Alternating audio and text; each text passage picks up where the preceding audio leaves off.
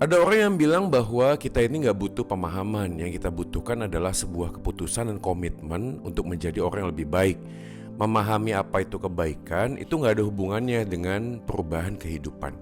Nah, apakah pada waktu kita hidup di dalam dunia ini membutuhkan sebuah pemahaman dan pengertian, atau cukup sebuah keputusan untuk hidup menjadi lebih baik, khususnya pada waktu kita belajar mengiring Tuhan? Nah, ini kita akan renungan bersama yang diambil dari 2 Petrus pasal yang ketiga. Saya akan bacakan buat kita semua. 2 Petrus pasal yang ketiga ayat yang pertama.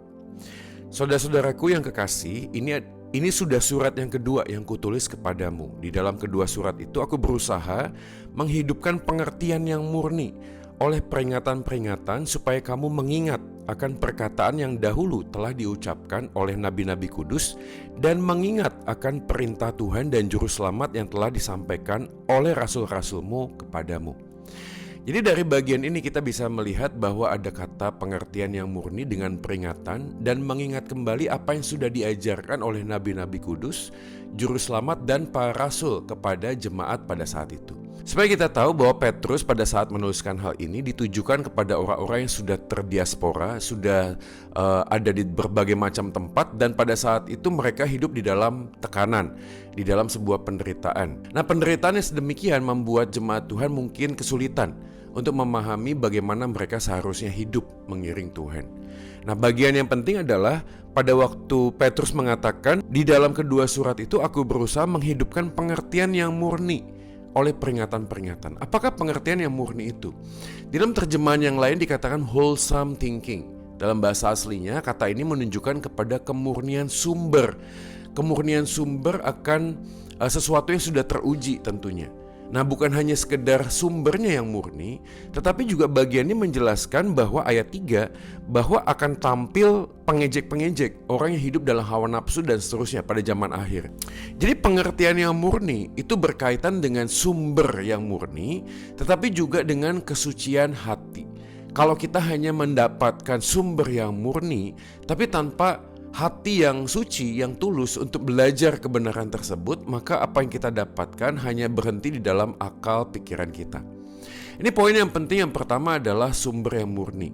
Sumber yang murni ini terkait dengan firman Tuhan. Makanya dikatakan di sana, diucapkan oleh Nabi Kudus mengingat akan perintah Tuhan dan juru selamat yang telah disampaikan oleh rasul-rasulmu. Tapi ini sudah pasti menunjuk kepada kemutlakan firman Tuhan. Dalam bagian yang lain, Alkitab mengatakan, hendaklah kamu menjadi seperti seorang bayi yang selalu rindu akan air susu yang murni dan rohani, supaya kamu bisa bertumbuh dan beroleh keselamatan. Dalam 1 Petrus juga dituliskan bagian ini.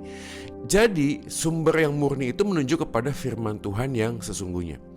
Nah, teman-teman sekalian, kita ini hidup di dalam sebuah proses perjalanan hidup. Kita mempunyai banyak informasi yang kita dapat, baik dari orang tua, baik dari teman, sahabat, atau mungkin buku atau media sosial yang kita dapatkan. Nah, seringkali apa yang kita dapatkan dari sumber-sumber tersebut itu memasuki hati dan pikiran kita, sehingga pada waktu kita membaca Alkitab tidak lagi menjadi standar yang mutlak. Alkitab tidak lagi menjadi penentu yang mutlak di dalam pengambilan keputusan. Kita banyak mendengar dari apa kata orang, kita banyak mendengar dari apa kata motivator, sehingga kita kehilangan esensi dari hidup kita sebagai murid Tuhan. Nah, teman-teman sekalian, ini tidak boleh terjadi, saudara. Kalau kita melakukan hal tersebut, maka kita hadir di tengah-tengah dunia ini menjadi serupa dengan dunia ini. Padahal Tuhan meminta kita untuk tidak menjadi serupa dengan dunia ini. Nah, berapa banyak dari kita hari ini yang sudah membaca Alkitab? Tapi ingat, membaca Alkitab dan memahami, bahkan menghayati, itu hal yang berbeda. Kita bisa mudah sekali membaca, bahkan membacanya pasal demi pasal. Tapi kita tidak menemukan apa yang Tuhan inginkan untuk kita lakukan. Banyak orang berdoa memanggil nama Tuhan, tapi jarang buat kita untuk meresponi panggilan Tuhan. Banyak orang yang bicara tentang Tuhan, tapi kita juga jarang berbicara kepada Tuhan. Nah, ini tidak boleh terjadi. Pada waktu kita hear the voice of the Lord, kita harus listening to what He said. Kita harus mendengar, bukan hanya mendengar, tapi juga memperhatikan. Sumber yang murni ini membuat kita sadar bahwa satu-satunya standar pada waktu kita mengambil keputusan adalah kitab suci.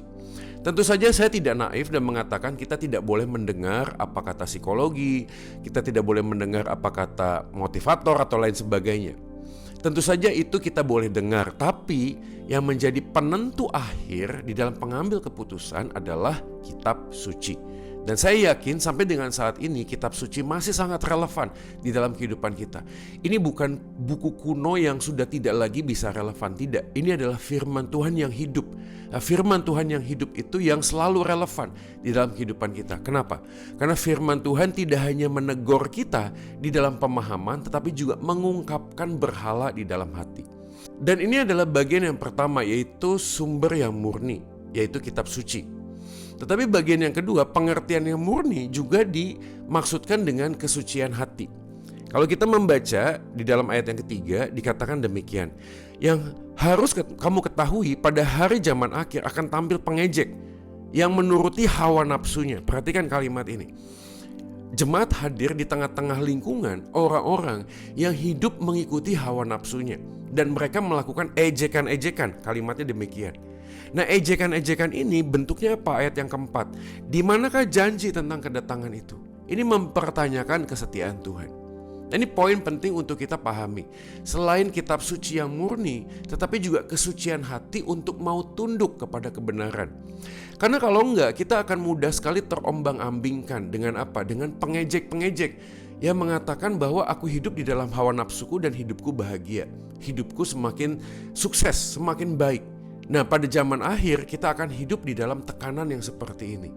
Nah, bagaimana kita tetap mempunyai kesucian hati? Poin yang kedua adalah ayat yang kelima. Mereka sengaja tidak mau tahu bahwa oleh firman Allah langit telah dijadikan dan seterusnya. Ini bagian yang berikutnya, yaitu mengabaikan firman Tuhan.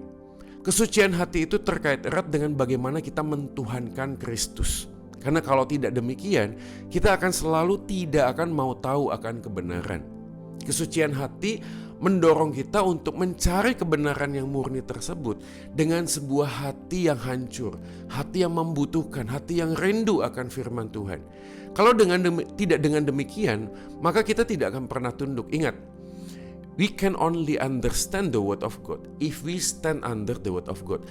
Kita hanya bisa memahami firman Tuhan kalau kita mau tunduk kepada firman Tuhan, stand under, menempatkan diri kita di bawah otoritas firman Tuhan. Nah, bagian inilah yang menjadi penting buat kita pahami. Pengertian yang murni itu terkait dengan sumber yang murni, yaitu kitab suci yang sejati, yang satu-satunya menjadi dasar kita mengambil keputusan. Dan yang kedua adalah kesucian hati. Bagaimana kita belajar untuk hidup berpadanan dengan firman Tuhan, menemukan hati yang sungguh-sungguh ingin mencari wajah Tuhan, mencari firman Tuhan, haus dan rindu akan kebenaran firman Tuhan. Bagian terakhirnya adalah dikatakan ayat 9, Tuhan tidak lalai menepati janjinya sekalipun ada orang yang menganggapnya sebagai kelalaian, tetapi ia sabar terhadap kamu. Karena ia menghendaki supaya jangan ada yang binasa, melainkan supaya semua orang berbalik dan bertobat. Saudara-saudara sekalian dikasihi Tuhan, ini penting untuk kita pahami bahwa pengertian yang dimurnikan itu juga belajar melihat sifat Allah yang sabar. Dan perhatikan, orang yang sungguh-sungguh menghargai kesabaran Allah akan belajar untuk hidup bertobat setiap harinya. Mengapa? Karena tanpa pertobatan mustahil kita bisa mengalami penyertaan Tuhan. Dan orang yang mengalami penyertaan Tuhan setiap hari akan mengalami pertobatan demi pertobatan. Pengertian yang dimurnikan dimaksudkan supaya hati dan pikiran kita berpaut kepada Tuhan, memiliki kerinduan, haus dan lapar akan firman Tuhan, kitab suci yang murni dan rohani. Dan yang kedua adalah kesucian hati, untuk sungguh-sungguh mau mengandalkan Tuhan saja di tengah-tengah pergolakan hidup ini. Teman-teman, di akhir renungan ini ada dua pertanyaan yang akan kita renungkan bersama. Pertanyaan pertama adalah bagaimana kita melihat kitab suci sebagai satu-satunya kebenaran yang berotoritas di tengah-tengah semua informasi yang kita dapatkan. Tentu saja tidak mungkin kita bisa memahami firman kalau tidak membaca firman.